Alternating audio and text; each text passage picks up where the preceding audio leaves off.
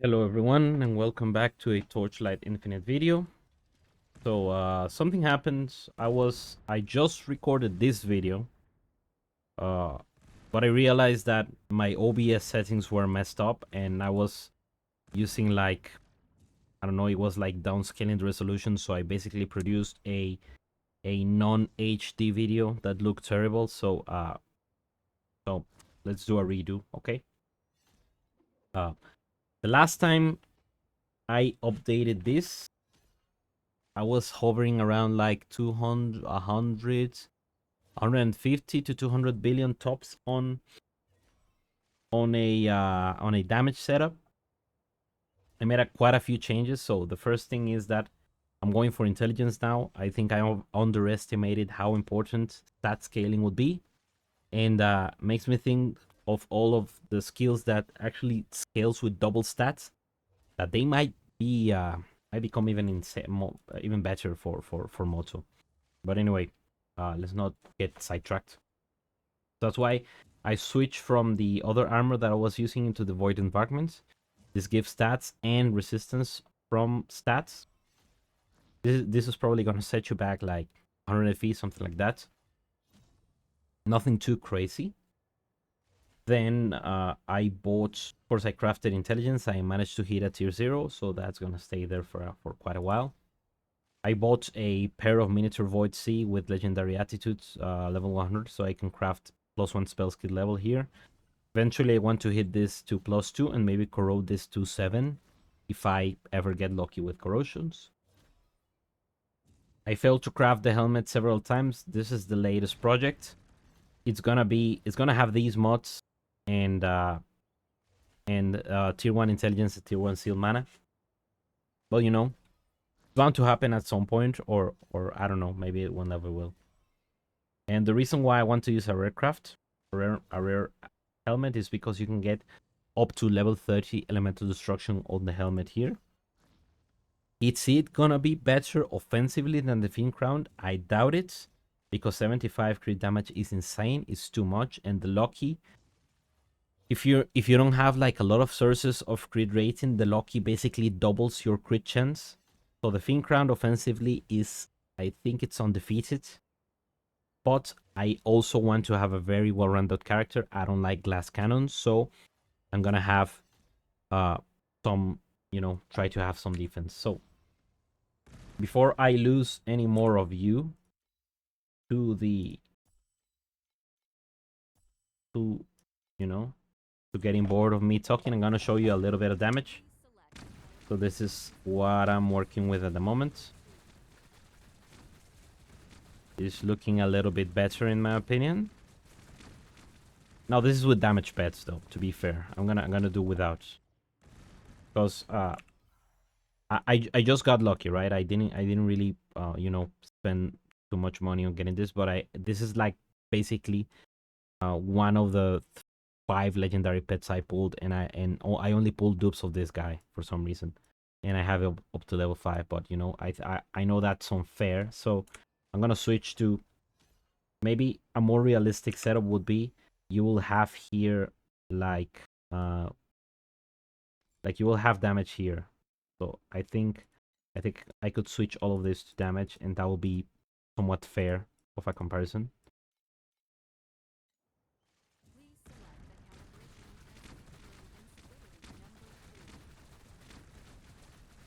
And as you can see, still quite respectable, right?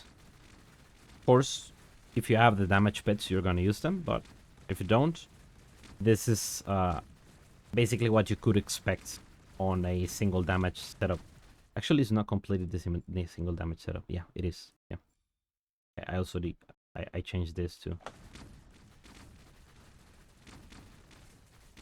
So this is more or less the DPS.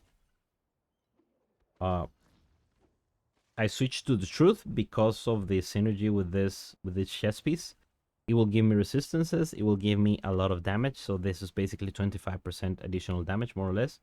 And the +2 to all skill levels affects passive skills as well as auras, minion skills. Everything is affected by this. So you're basically getting benefits across the board. So this helps you defensively and offensively and with utility as well. So that's why I think I quite like this amulet here. I'm still debating whether or not the corroded breastpin is gonna be better than the truth. I think it's gonna be, but you know, I haven't hit it. When I do, I'll let you know, of course. The belt, I'm still running the same belt.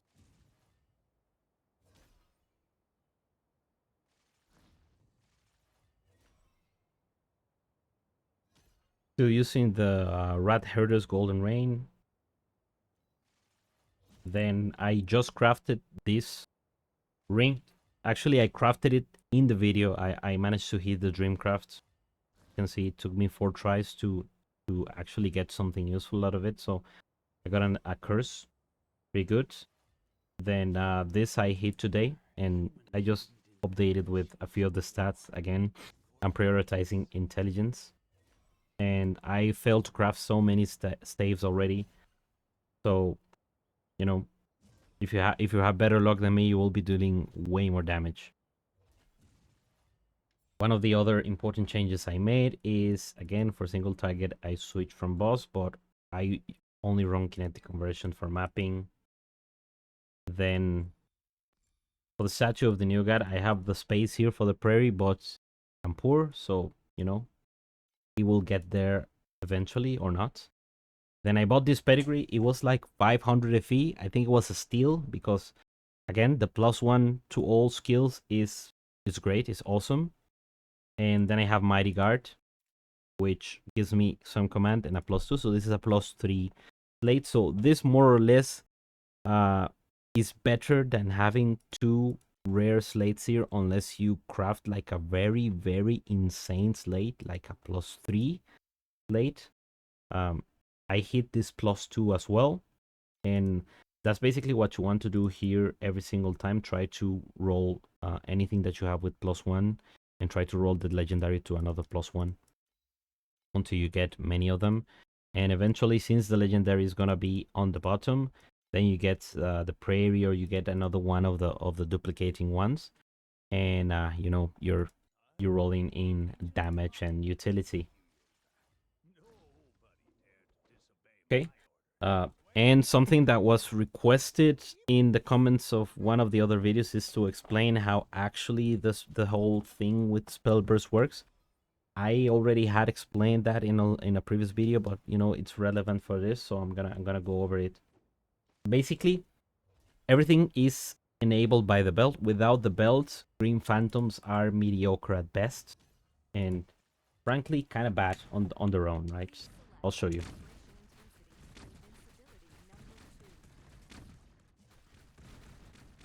Well, they've gotten much better. I will say that for sure. They used to do like quarter of the damage without the Spellburst mechanic.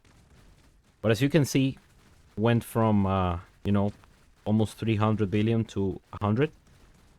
So that is enabled by the belt, right? So you equip this, then you give the minions the ability to actually generate Spellburst charges. So the Spellburst mechanic is by default enabled in every single character, but you need to find sources of the charges.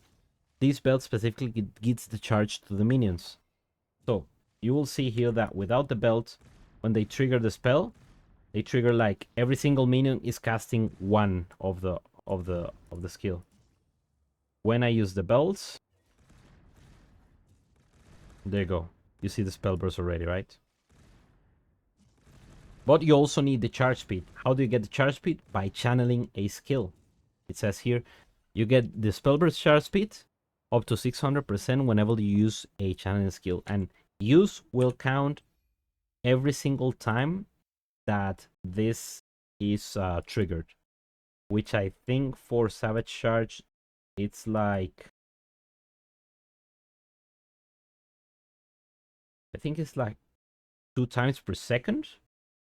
So after 3 seconds, you have used it 6 times, which means you're getting, this is 23 times 6, that is like 138. So you could probably get more, even more charge speed to make it better. I'll try with that. But anyway, it's a little bit hard to tell how many times this is actually being casted. But that's why I'm using Savage Charge. That's why you need this for the setup to actually work. So you could also use Path of Flames here if you for some reason don't want to use the staff. I think the upgrade they did to the Grim Phantoms this season, where the destructive light cannon scales with beams, with total number of beams, makes using a staff kind of the mandatory weapon, as long as long as you're using isomorphic arms, which they also buffed.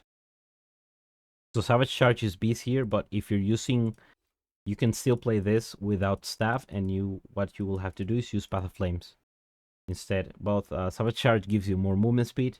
It allows you to use Hardened, which gives you even more defense. Path of Flames gives you less movement speed, and basically it is just there to enable the build. Another thing I did is to get this Elite Automation Medium with additional duration for Dazzling Bloom. So because of how well Force Battle works, this is 32, 34 plus 17. That is 17.6 times 3. That is this is 52%. After I use this 3 times, it's a 52% increase effect. Mania is 54%. So it's arguably the best one. Self-sacrifice is better, but you have to actually be on top of the boss for it to never wear off. And it's 10% more. I don't think the lack of convenience that self-sacrifice has, it makes it worth using for us. So I rather this setup, I think, works better. You want the automation medium with duration and not with cooldown reduction.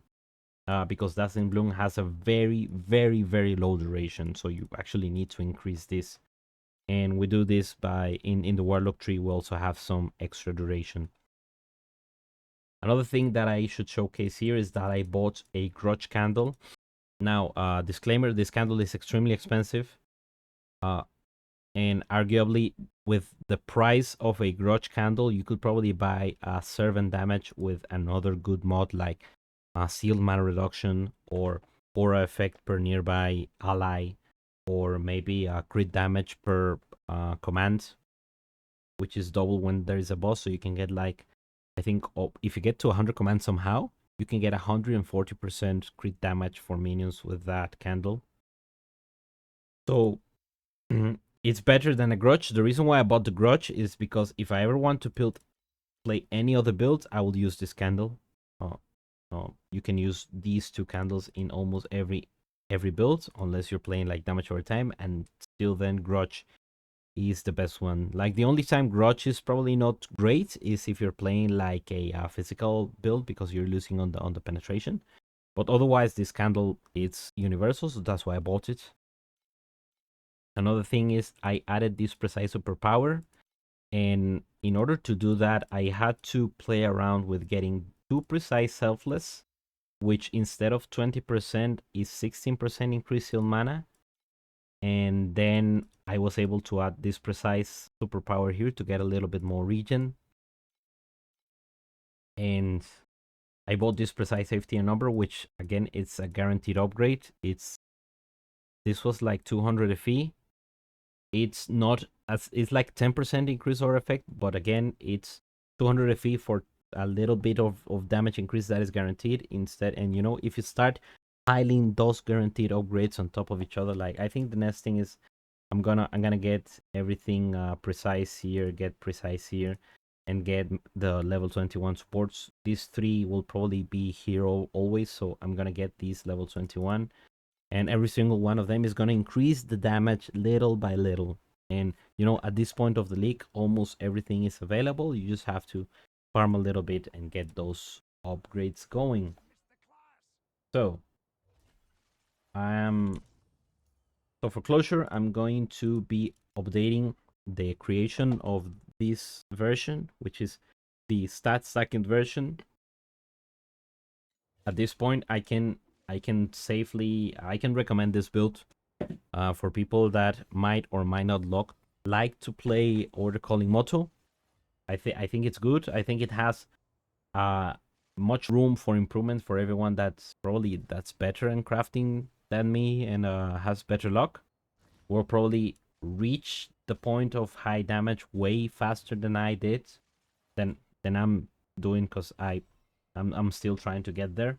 So I think this can be a very well-rounded build. As you get more damage, you can invest a little bit more on defense. You know, get some HP rolls here and there, get more armor. So I don't really die. I don't have like huge investment in defense outside of the frost shield, but I don't really die when running A2s that often. Maybe I die once every 3 or 4 maps or 5, and I run them with 125% increased quantity and quality, which increases the difficulty of them. And I've been doing the A2 misbell without too much difficulty, and that's where I'm trying to get my money for the rest of the upgrades. So uh, after this, the next update for the build is gonna be when and if I hit 1 trillion damage. Before that, don't really expect any more videos, and if you don't get it, is because I stopped playing the build or I stopped playing the league. But it is what it is. But I'll try to keep you posted on that, or maybe I'll end up playing another build at some point. But this is going to be the, let's say, semi last update before that point, before I can consider it to be a contender for a high tier build. Again, this is not a low budget build. Do 3 trillion builds. It's slow and steady progression. Know where you put your money into, and it will get you there eventually. And if you enjoy playing or calling Moto, then I think this is one of the best options to play him. I still need to try the spiders and the machine guards. I will probably do that at some point in the league. Anyway, I appreciate you for watching. Thank you everyone that has been leaving comments and interacting with the videos. Please, if you can, leave us up. It really helps the channel grow. It really helps, spread the word of the dwarf master of synthetic troops. And if you have made it to this point of the video, thank you in particular, and let me know what is your favorite heavy metal band. See you in the next one.